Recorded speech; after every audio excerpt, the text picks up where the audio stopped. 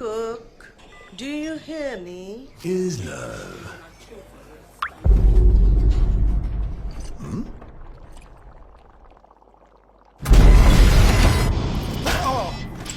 What?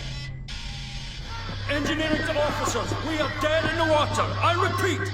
Main engines are cursed! Nox, come in. What have we got on the scanners? Jack shit. Nada.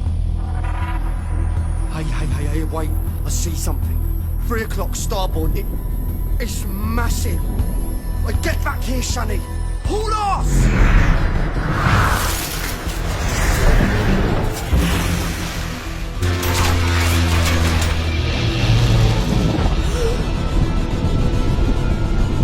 Lock down the bay column.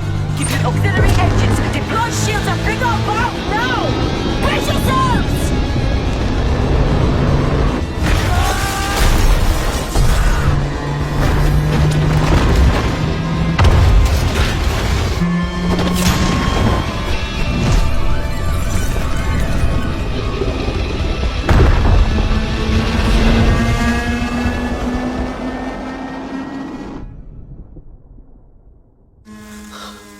Gods protect us.